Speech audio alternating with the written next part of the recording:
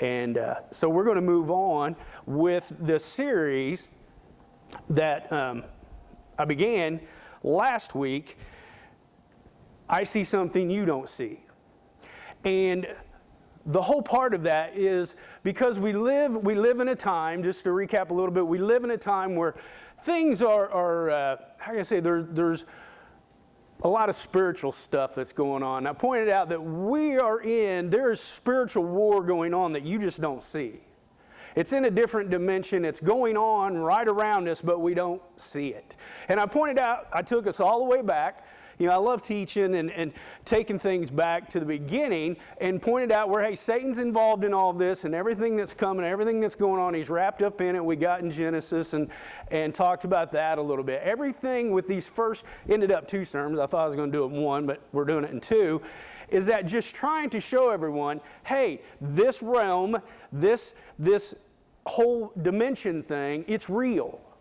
There's real stuff going on. And then trying to take the Bible and show different accounts and prove that and show you that. And so anyway, that's where we were. That's where we left off. And so that's where I will continue. So starting off, I'm going to jump back in it to give you an example right out of the gate. Now, Chris, I'm going to be starting 2 Kings 6, but I'm just going to paraphrase 8 through 12, and then I'll be picking it up in 13 when we go to the screens. But what's going on here in 2 Kings 6, 8 through 12 is that the king of Syria, he's wanting to make war with Israel. And so, but he's just dumbfounded because every time he makes a plan to attack Israel in some way, then what happens is all of a sudden Israel knows about it and they thwart it and everything goes wrong and he can't figure out why. He brings in all his sorcerers, he brings all his people to tell him, okay, what's going on? And they're like, hey, and he wants to know, just like we would, if you're thinking from a business aspect, is like, hey, who's telling my game plan? Or look at it from a sports angle. Who's giving our game plan out? And what his main guy, he's like, it isn't any of us. The problem is this man of God named Elisha. He said, everything you're doing, he said, even the words that you say in your bedroom, he's speaking to Elisha, and Elisha's going and telling the king. And so then this is where we pick it up in verse 13. He says, and he said, go. Now this is the king of Syria. He said, and he said, go and see where he is, talking about Elisha, that I may send and seize him. It was told him, behold, he is in Dothan. So he sent there horses and chariots and a great army. They came by night and surrounded the city. So they're wanting to get him here. He says, when the servant of the man of God rose, so this is a guy with Elisha, in the morning and went out, behold, an army with horses and chariots was all around the city. And the servant said, alas, my master, what will we do? He said, do not be afraid. This is Elisha. He says, do not be afraid, for those who are with us are more than those who are with them. Then Elisha prayed and said, O Lord, please open his eyes that he may see. So the Lord opened the eyes of the young man, and he saw, and behold, the mountain was full of horses and chariots of fire all around Elisha. The angelic hosts of God, all of a sudden, they were there. Only Elisha could see them. God allowed Elisha to see them, but they're in a different dimension. They're in a different realm operating. They were real. They were there. But the servant couldn't see him until God opened his eyes and allowed him to look into a different dimension and see what was going on. And that there were all of the angelic hosts of God that are there, and the chariots and everything else are there to go to war for them. There are so many times in our lives when there are those hosts of angels that are around us that we don't see, we don't know about, but who is going into battle for us when we don't see it, and we may not feel it, or we may pass it off as coincidence.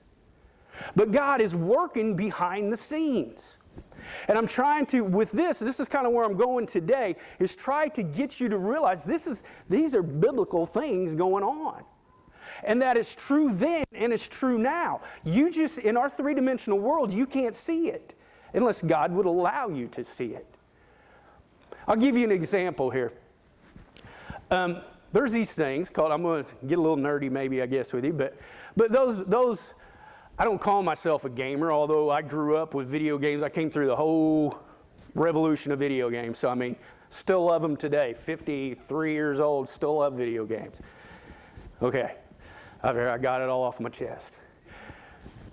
It's kind of like I'm at a self-help group. Hi, I'm Darren. I'm a video game nerd. But anyway, if Chris throws up a picture of the VR2 glasses, these are VR2 glasses. These are now something that you can get with a PS5. I'm not sure if the second class citizens of Xbox, if they use that or not. The only reason I say that is because son-in-law Chris back here on the video audio, he's an Xbox guy. So that's the only reason I do it. But anyway, but here's the thing. Everything, when you play a video game, that's two-dimensional. It's flat screen. It's just two-dimensional. Well, with these VR goggles, VR is what? Virtual reality. So it brings it into like a 3D realm where things are all out here, or like a 3D movie, but things are all out here. However, without those glasses, it just looks like a flat screen in a regular video game. But once you put the glasses on, it changes the realm and dimension that you see these things in. However, it doesn't happen unless you have the goggles, right? That's what God did with Elisha's servant. He changed what he could see. He opened his eyes to a realm, to something that he wasn't accustomed to seeing. Just like the 2D effect versus the 3D effect. Okay? The VR2s, they allow you to see into that. In your typical gameplay, you don't have that ability. Okay? Same thing going on with Elisha in that day, just trying to bring it into a modern equivalent of that. Now look at Colossians 1:16. It says, "For him all things were created." Okay? For by him all things were created. Who's him? It's Jesus. For by him all things were created in heaven and on earth. Here we go. Visible and invisible. Whether thrones, dominions, or rulers, or authorities, all things were created through him and for him. Telling you there is an invisible realm. There are different dimensions that we don't look into. We even see this. This is all biblical too. It isn't just science fiction. It isn't just, something just somebody conjured up. This is the reality of things. He made the things that we can see. He made the things we couldn't see. It even gets into thrones and kingdoms and dominions and all this, and I'll talk a little bit of that down the road. But all of these different things, because there's a heavenly, a different dimension, and there's what we have here on earth, and he's over all of them. And working through all those things. Now, here's where I'm going to get a little bit nerdy. Gonna get nerdy. There's a song like that or something. Somebody getting nerdy or something. I remember seeing or hearing that one time. I don't know. Squirrel? I know. I'm chasing shiny things right now from the pulpit. But have a tendency to do that. But there's this thing, it's called superstring theory. Okay? Now you got a couple guys that are real big with this. Brian Greene and Michio. How you say this? Michio. This is Michio. Did you already put Brian up there? Okay. So this is Brian Greene. He's a physicist. And then you got Michio Kaku, and he is also. These guys in this superstring theory, I know I'm talking about stuff probably none of you know about or most don't, but this is where they have found where there's 10 dimensions. That most scientists will agree that there are at least 10 dimensions, different dimensions, that we can't see. Okay? Now it goes all the way up to balsamic, not balsamic. Okay, that's vinegar. This isn't going on a salad. okay? It's bosonic string theory, which talks about up to 26 different dimensions. But most scientists will agree in the 11 now, or the 10. Now, thing is they always had first dimension. We live in the three-dimensional world. Ooh. Einstein came along and he said, now there's 4 dimensions. Now he never lived to see the proof of it, but it did come later, but which had to do with space and time, another dimension added in there. So, but here's the thing that I want you to get out of this, not to get nerdy on it with you, but the part that I want you to get about this is that even science is explaining to you why you can't see angels and demons and things of that's going on, because it's in a different world. So even science is explaining nowadays through these different things. They're able to explain and see why in the Bible and see why there's these different things that before were just like, I don't know, that's kind of a whole different dimension, angels, demons, all this kind of stuff, and we kind of push to the side and poo-poo it and all that good stuff. And even science is confirming that that is true, that there are these different things. Now let me give you a little bit of an illustration what we're talking about.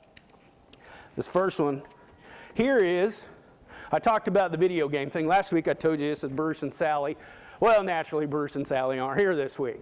So, it doesn't affect anything. However, this, picturing this, just this line of this paper, okay, not the paper itself, but just this line, that's one-dimensional. That's a one-dimensional view of things, a string or something like that. Flip it up, now we have our paper. This is two-dimensional. We live in three-dimensional. Now the neat thing about this is that if I take this, hold on, I should have had something to poke this, but I don't. Ooh, you heard that. If I take this pencil or this marker and I poke it, I come from here and place this through here in a 2D world, okay? They see the effect of it. They see, that's that slow response to age right there. But what they see is the effect. In a 2D world, they would all of a sudden, they would see a hole here. Okay? But that would be all they would see. The hole would appear or come up into their world, but that would be all that they would see. They would see the effect, but they wouldn't see the cause of what was going on in that situation. Okay? They wouldn't be able to pick it all out. Now, I got a bigger one, illustration for you here. If Sherry could give me my bigger illustration, now I'm going crazy here. I came in, Sherry knows over 20 years of ministry. I'm a last-minute visual aid guy. I drive Sherry plumb crazy. Last night at 7, 8 o'clock, we're at Lowe's. Hey, I want to make this door. She's like, what? I'm like, they're still open. Let's go. So I go and I make a door. Okay, just to try to explain this a little bit. I don't know if those guys, I guess they can see. Everybody kind of see here? Here's the deal. So you're talking about, and then I'll show you a case of this in the Bible. You're talking about a 2D world here. Okay? It's flat. Or in your 3D world is what I'm trying to. Yeah, you can. Oh, I got to stand here and talk for a second or they won't be able to see me. So, we're in our three-dimensional world. Got a fight going on back here. But we're in a three-dimensional world, okay? So, we want to show you this here that happens in the Bible about the hand of God that comes through and writes on the wall. But picture this. Like in this, which I'll illustrate in just a second, this pokes through with a hand, and this is in Daniel's where I'm going to read it, and this hand comes through. Whoop, watch this. Look at that talent. Check that out. This hand comes through. Now, of course, I can't do it like an angel would, and begins to write on the wall. Now here's what I want you to get out of this. This hand being through here, this pokes into the three-dimensional realm from a different realm. Okay? You can't see me behind this fake door. But I'm here. You hear my voice. I'm real. There's a whole me behind this hand, writing and penning on the wall. Thank you. That's what's going on in this scripture that I'm going to show you here. And let's look at Daniel 5:1 through 6. King Belshazzar made a great feast for 1,000 of his lords and drank wine in front of 1,000. Belshazzar, when he tasted the wine, commanded that the vessels of gold and of silver of Nebuchadnezzar, his father. Okay, can I take a time out just for a second? I'm going to explain something.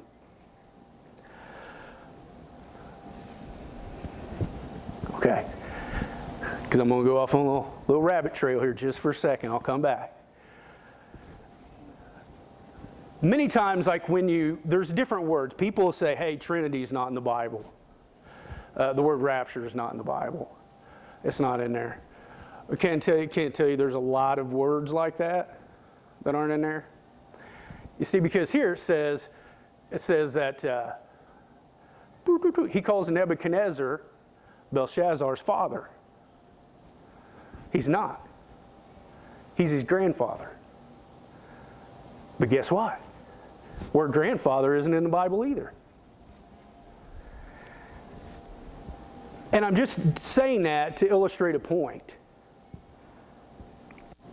When there's different things like that, when it comes with the Trinity and rapture and everything with, like with this here, with grandfather and stuff like that, the concept is still there. Okay? The concept is there. Just because the word wasn't doesn't mean that it doesn't exist. Just like here, Nebuchadnezzar is actually his grandfather. I'm trying to see how you say this here. Nabonidus. That was actually Belshazzar's dad, who actually, for a time, ran the kingdom with Nebuchadnezzar when he was. Okay? So, but I wanted to just illustrate to you in the Word of God how that happens. Just because there isn't a word there doesn't mean the concept isn't there. Okay? So I just wanted to point that out. When I was reading this, I was like, that jumped out at me. I was like, wait a minute, it's not his father. That's his grandfather. But it's because grandfather isn't in the King James Version anyway. I'm not sure about all the others. But it isn't in there. So, that's off my rabbit trail for now. He says, his father had taken out the temple in Jerusalem to be brought. So basically what he's doing is, Nebuchadnezzar had taken all the furnishings, all the different things out of the temple when it was destroyed and everything. So what he's doing is he wants it all brought back out, because what they're going to do is basically defile the things of God's temple by putting, they're going to drink with it and have a party with it and all this. That the king and his lords, his wives, and his concubines may drink from them. Then they brought in the golden vessels that had been taken out of the temple in the house of God in Jerusalem, and the king and his lords, his wives, and his concubines drank from them. They drank wine and praised the gods of gold, silver, bronze, iron, wood, and stone. A lot of meaning in that, not going down that road. It says, immediately the finger of a human hand appeared and wrote on the plaster of the wall of the king's palace opposite the lampstand. And the king saw the hand as it wrote. Then the king's color changed and his thoughts alarmed him. His limbs gave way and his knees knocked together. This guy's scared to death. Just like all of us would be too, all of a sudden this big hand comes up next to me and starts writing something over here. Okay, it'd freak you out too. All right? And so, that's what I was illustrating there with the arm coming through that wall. You see, what's going on is you have an angel. This isn't just a floating hand, is what I want you to get a hold of. This isn't just a floating hand out there, a floating finger out there. This is, God has sent an angel, okay? God has sent an angel to give him a message. And he goes on, the message that he writes actually is telling him, hey, you're going to be destroyed. You're going to lose your kingdom and all this. So, but what goes on here is, what I want you to see is there's a different realm. There's a different dimension. Remember, just like I was behind the door, you could hear me, you knew I was there, but you couldn't see me. It's the same thing going on here with the angel. The angel is reaching out of his dimension into a third dimension, which is our dimension, and he's writing on the wall. Didn't mean that he didn't exist and he wasn't there, he just couldn't see him. But God sends, all through the Bible, God sends his angels, and in the Hebrew it's melech, and he sends his angels in to deliver these messages in different ways. In Hebrews it talks about how he says, hey, you got to be careful times, because there's going to be times where you may have very well entertained an angel and not even known it. They come into they can come into existence, but you're only going to see it if God allows you to see it, because it's in a different plane. It's in a different dimension, and I want you to get a hold of that there is a lot going on. There are things, if God would just snap his fingers and allow all of us to see everything, you'd be surprised at what you would see in this room.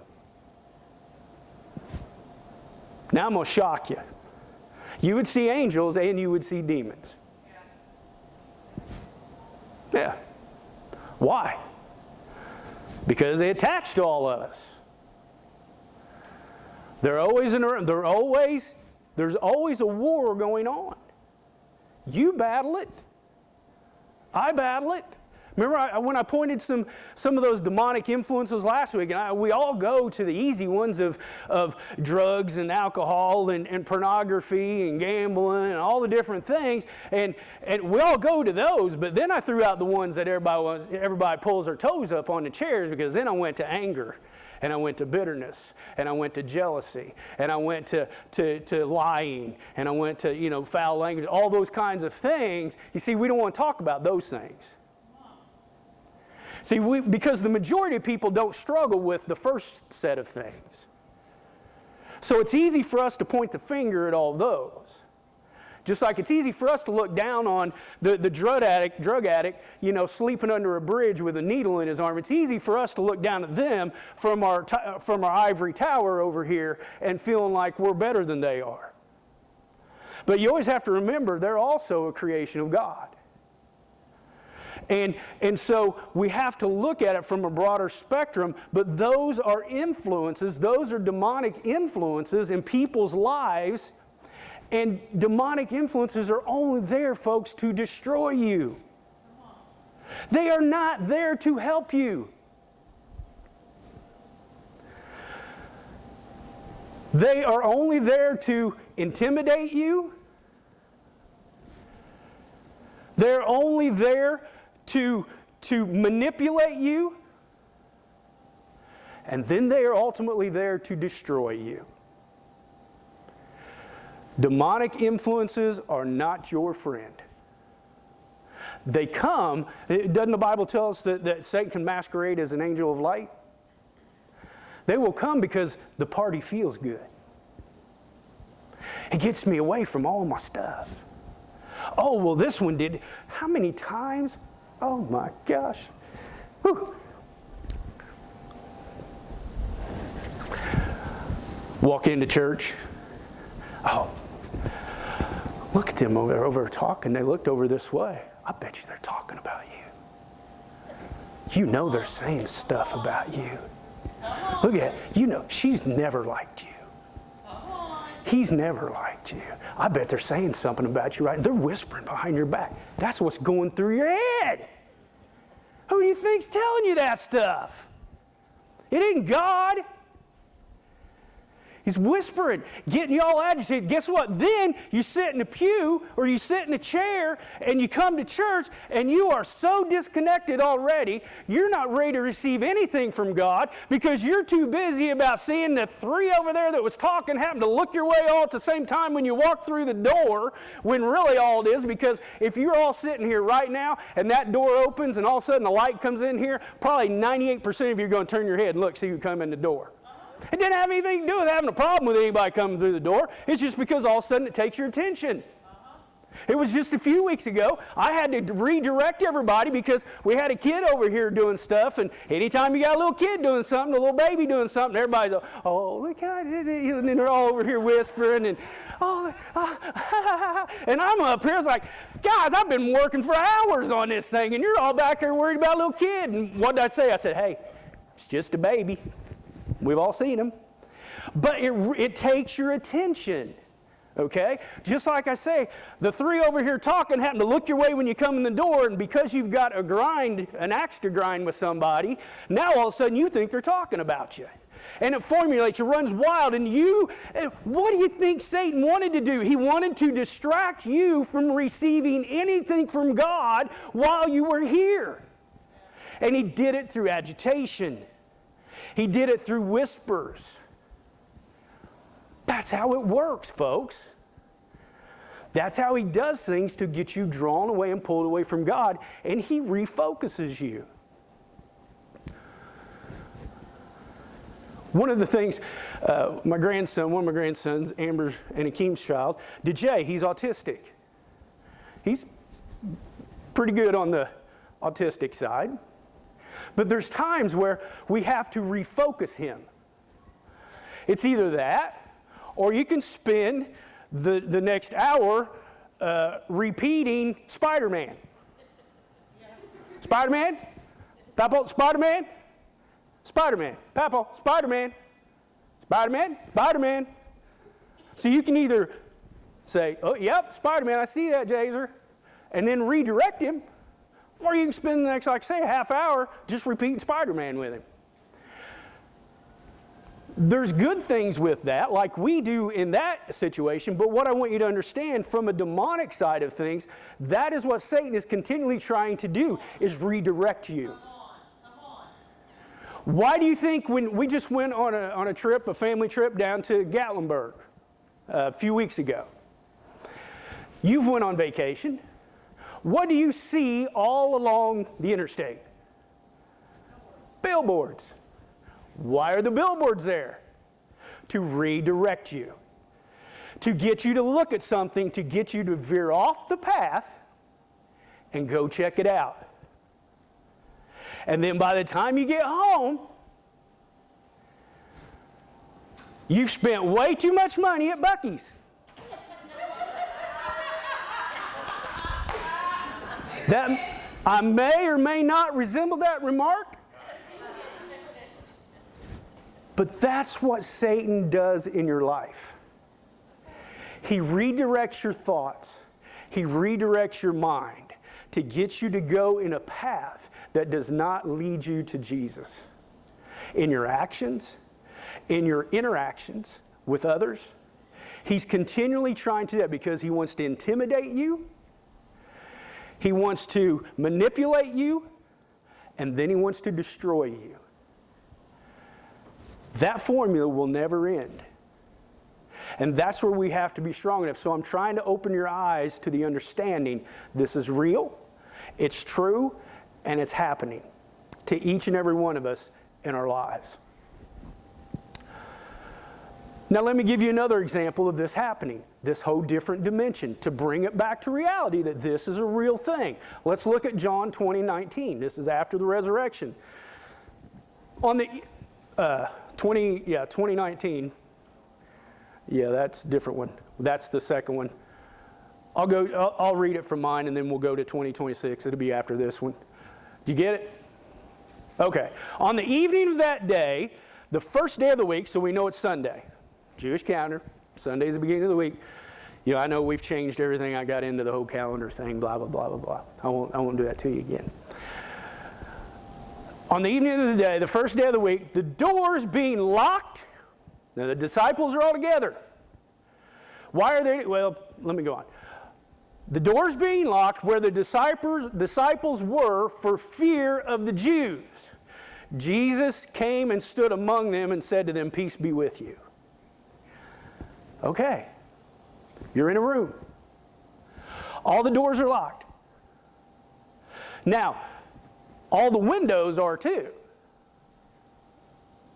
Now here's the thing, they don't have glass, nice doors, windows, things of that nature. These are like shutters that just close, they lock. They are in lockdown because they're afraid of the Jews coming after them because they're going to kill them like they killed Jesus. And then, shazam, Jesus appears right in the middle of them. How is that? That is because once Jesus was resurrected, okay,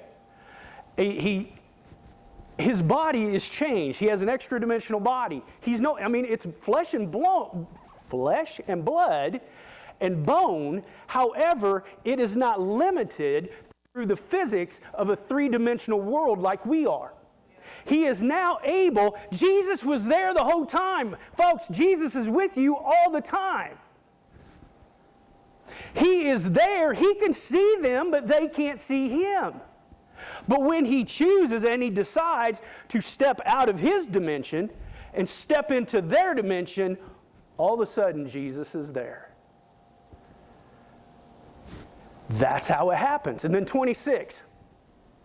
He says 8 days later, his disciples, okay, Thomas wasn't there then. Okay, Thomas is with him now. 8 days later, his disciples were inside again. Another room. And Thomas was with them. Although the doors were locked, Jesus came and stood among them and said, "Peace be with you." So another time, Jesus goes from his dimension, steps into ours, poof, they can see him now. That is what happened. That is what's going on, and that is what's going on all around us. And if you keep reading the story and you keep going along with it, you find out, then he just disappears. Shazam! It's the same thing on the road to Emmaus. When he goes with the two guys and goes and has dinner with them, he's talking with them, he breaks the bread, and then boom, he's gone. It's because he's no longer tied to, like you and I are, to a three-dimensional realm. Okay? Let's go to 1 John 3 and 2. He tells us, and this is towards the end, he says, "Beloved, we are God's children now." You're grafted into the vine as a believer. And what we will be, has not yet appeared. Okay? That's what we will become. That extra-dimensional body. But we know that when he appears, meaning Jesus, when he comes back, we shall be like him. This is that being changed in the twinkling of an eye. Because we shall see him as he is. Showing us that he doesn't have it's the same looking body, but it isn't bound by the laws of physics and the laws of nature that God has given us that we are succumb to. He isn't bound by that. And there will be a day when neither will we. Neither will we. When he comes back, we change, we will be like him. We'll have physical bodies, but they won't operate and act like our physical bodies do now. When Adam was in the garden, Adam and Eve, when they were in the garden, the Bible tells us they walked with God, they talked with God. They were in a higher dimension. They were in a higher realm, able to do unlike we are. Because they were in a perfect world. They were in a perfect place, and they were perfect. It isn't an exaggeration.